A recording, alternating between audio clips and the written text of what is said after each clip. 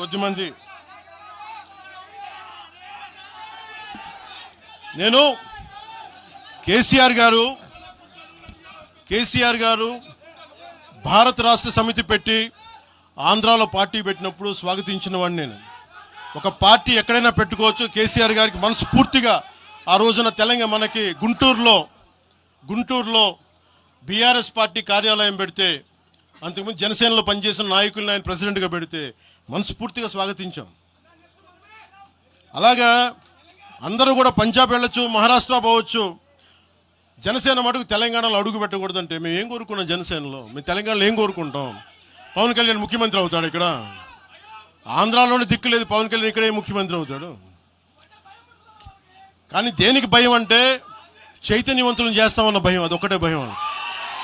సమస్యల మీద తిప్పి కొడితే ఎంత?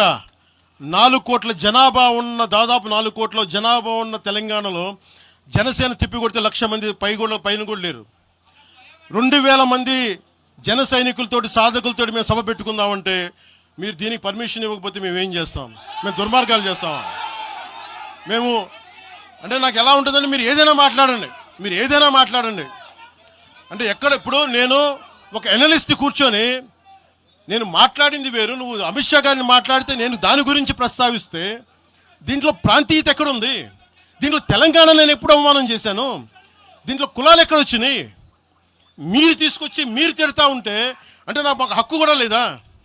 మీ ఇష్టానికి మీరు మాట్లాడితే మేము కనీసం నొచ్చుకునే అభిప్రాయం కూడా మేము చెప్పకూడదా? బాధ కూడా పడకూడదా? అంటే మేము కూర్చోబెట్టి బాంచం ద్వారా అలాగే ద్వారా మీరు ఎలాంటి వాళ్ళని భరించాలా? మేము